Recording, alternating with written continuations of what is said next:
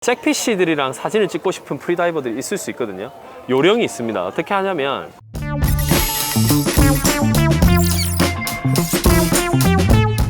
프리다이빙으로 필리핀에 여행 갔을 때 팁 몇 가지 한번 알려드려 보겠습니다. 일단 첫 번째로 장비를 가지고 오실 때 이것저것 많이 챙기시잖아요. 근데 보통 이제 리조트를 가면은 대부분 웨이트는 다 있습니다. 그러니까 벨트만 챙겨 오시면 되고요. 그리고 캐리어랑 핀백이랑 이렇게 같이 챙기시는 경우들이 많이 있는데, 저희 같은 경우에는 이제 시스템백 하나에다가 슈트랑 핀이랑 막 이런 거 다 집어넣고 그냥 체크인을 해버리면 핀백이 필요가 없잖아요. 그렇게 챙기셔도 되고, 그 다음에 기내 캐리어 안에다가 여성분들 같은 경우에는 비키니도 넣어야 되고 구겨지면 안 되는 것들, 그런 것들을 이제 넣으면 좋을 것 같아요. 그리고 이제 제주항공 같은 경우에는 스포츠 수화물 등록하면은 1년에 10만 원 하면 20kg 부과가 되더라고요. 스포츠 수화물로 스쿠버나 아니면 프리다이빙 짐 같은 거 하나씩 더 할 수 있으니까, 모노핀 다이버다 하면은 백팩 하나, 모노핀 백 하나 이렇게 2개 충분히 체크인 하시고 편하게 다이빙 하실 수 있을 것 같아요. 항공권 같은 경우에 예약할 때 보통 한 2달 전이 가장 괜찮은 것 같아요. 그 전에 더 싸게 프로모로 나오는 티켓들도 있을 수 있는데, 한 달도 괜찮은데 성수기 때 이럴 때는 한 달 전이면 엄청 비싸지거든요. 2배 가까이 오르는 것 같아요. 명절이나 이럴 때는. 그래서 미리미리 잡으시고, 어차피 휴가를 써야 된다고 하면 피크 하루 전 그리고 피크 하루 후 이렇게 티켓을 잡으면 15만 원 이렇게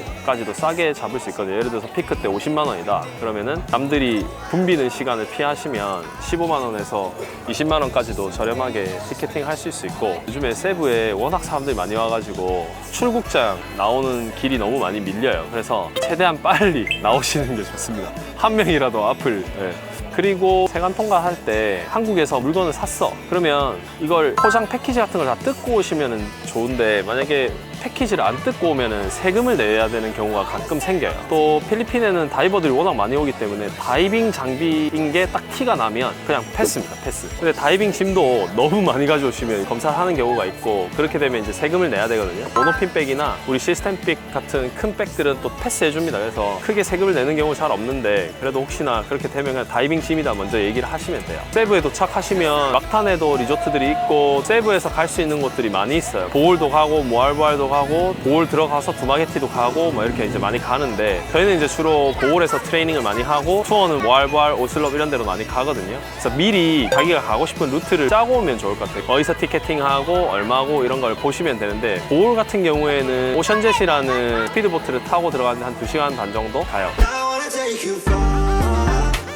자, 여기는 밀폐형이고 그 다음에 오픈데크가 있는 오션젯 588이라는 배고요. 특히 비즈니스석을 끊으면 2층인데 좀 춥습니다. 그래서 판초나 담요 같은 거 이런 거 하나 준비하시면 좀 덜 춥게 감기 안 걸리고 할 수 있고, 보홀 도착하시면 이제 셔틀버스 타고 이렇게 이제 리조트로 갈 거예요. 근데 처음 이제 보홀을 가면은 리조트에서 뭐 어디 가기가 좀 어렵잖아요. 내가 어딜 가야 되나 이렇게, 물론 리조트 분들이 다 안내를 해주시겠지만, 보홀 같은 경우에는 가장 번화가가 알로나 비치 또는 딱빌라란이라는 곳을 많이 가시는데, 거기에 식당들 보면은 제가 주로 자주 가는데 오아시스, 피라미드 아니면은 히든 가든 이런 곳을 많이 갑니다. 놓고 파는 데들이 있는데, 그런 데는 약간 위생이 어떨지 모르니까 딱 보고 신선도가 좋다 하시는 데 들어가서 드셔도 되고요. 지금 말씀드린 레스토랑들 리뷰가 있으니까 찾아보시고 하시면 되고, 오토바이를 타는 경우도 있고, 그 하바라바라이라고 해요. 하바라발. 오토바이에 타서 자기가 원하는 곳까지 데려다 주는 게 있고, 트라이시클이 있는데 금액이 되게 애매해요. 오토바이를 타면 한 5분 정도 가도 50페소 달라, 뭐 100페소 달라. 트라이시클 타면 뭐 한 10분 가는데 200페소 달라 이렇게 하거든요. 일단 먼저 하바라발 시간 기준으로 봤을 때 한 10분 간다 그러면은 30페소에서 40페소 정도 주시면 적당한 것 같아요. 덜 달라 하는 사람도 있고 더 달라 하는 사람도 있어요. 그래서 3, 40페소. 그리고 하바라발 같은 경우에는 경유를 해도 여유가 있습니다. 어디 슈퍼를 들렸다가 어딜 갔다가 이렇게 하기에 되게 괜찮고요. 근데 아무래도 오토바이다 보니까 혹시나 넘어지거나 그런 일이 생길 수 있으니까 조심하시고 항상 헬멧 쓰시고 타셔야 되고, 그 다음에 이제 많이 쓰는 게 트라이시클. 오토바이 옆에 2~3명 정도 탈 수 있는 카트가 달린 트라이시클 같은 경우에는 하바라발의 2배 또는 1.7배 이 정도 가격인 것 같아요. 그래서 한 10분 타면은 100페소 좀 더 달라고 하는 경우도 있고, 그 정도인 것 같아요. 그거보다 더 달라고 하면 내고를 하십시오. 아, 너무 비싸다, 또는 나는 이 정도 오는데 100페소 내고 왔다, 150페소 내고 왔다, 이런 식으로 얘기하시면서 좀 조정하시면 될 것 같아요. 렌트카를 이용하실 수 있는데, 리조트에서 주로 렌트카를 불러주시는데 리조트마다 조금씩 다르고 서비스 차지를 또 받으시는 분들이 있고 한데, 주로 700에서 한 1000페소 정도 왔다 갔다 하는 것 같아요. 카 컨디션에 따라 다르고 또 사이즈에 따라 다르겠지만 승용차는 비해서는 더 저렴하게 받는 데도 있을 거고 그 정도. 마사지 같은 경우에 1시간에 한 400에서 한 500페소 적당한 금액인 것 같고요. 2시간 하면은 곱하기 2 또는 곱하기 한 1.7배 이 정도 되는 것 같아요. 식사하실 때 어떤 레스토랑에 들어가든지 간에 1인당 단일 메뉴 기준으로 4에서 500페소 정도 하고요. 그 정도 하면 어느 정도 적당히 드실 수 있습니다. 근데 생물 있잖아요. 새우나 랍스타나 이런 것들은 이제 많이 비싸죠. 2월 달에는 거의 전 지역이 아침이 바다가 좋아요. 보홀이. 저녁이 되면 약간 계절풍이 불어서 바다가 꼴렁꼴렁합니다. 오전에 다이빙을 하고 오후에 휴식하거나 아니면은 투어를 다니시거나 이렇게 하시는 게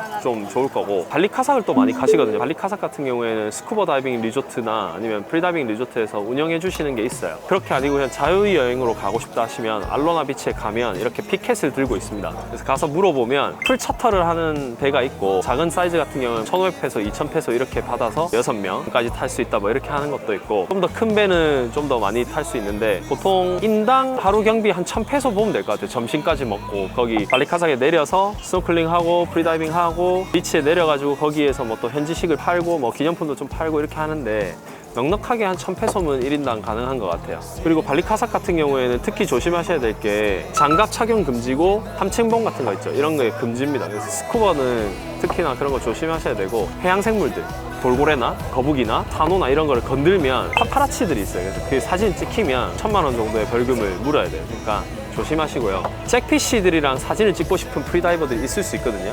요령이 있습니다. 어떻게 하냐면 방카들이 많이 몰려있는 곳이 잭피쉬가 있을 수 있는 확률이 높아요. 사진을 찍고 싶으시면 거기를 가시면 되는데, 방카 조정하시는 분한테 거기에 좀 데려달라, 잭피쉬랑 사진 찍고 싶다 이렇게 하시면 딱 가는데 거의 맥시멈 2번의 기회가 있을 겁니다. 왜냐면 발리카삭 전체가 조류가 엄청 센데 들어가는 순간 날아가요. 그러니까 딱 보시고 밑에 잭피쉬가 있다 하면 그쪽에 방카를 대고 열심히 반대 방향으로 수영을 하셔야 돼요. 그리고 한번 내려가고 사진 한번 찍고 이렇게 하시면 되는데, 주로 수심은 한 10에서 15 정도의 보통 잭피쉬들이 스쿨링을 하고 있으니까 그렇게 하시면 되는데, 이제 스쿠버 다이버들한테 민폐일 수 있거든요. 왜냐면 스쿠버 다이버들도 거기를 보면서 이렇게 이제 사진도 찍고 이렇게 하는데 사람이 내려오면 잭피쉬가 도망갈 수 있잖아요. 그래서 혹시나 내가 좀 민폐를 끼쳤다 하면은 미안합니다 이렇게 손 한번 흔들어 주시고 그렇게 하시면 될 것 같고요. 거북이는 주로 낮은 수심 한 10m 내외에 많이 있는데, 거북이들이 단어나 해초나 이런 걸 막 파먹고 있는데 고용이 가면 도망 안 가고요.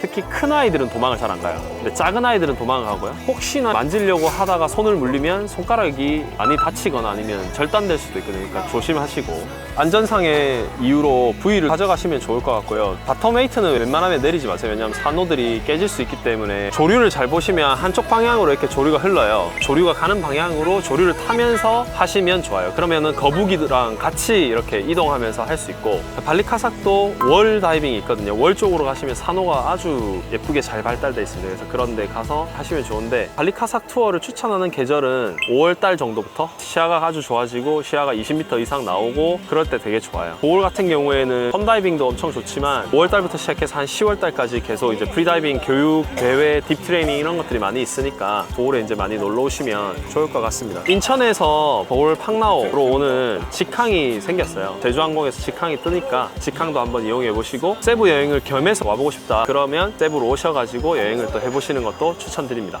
이상입니다. 하나, 둘, 셋, 이퀄!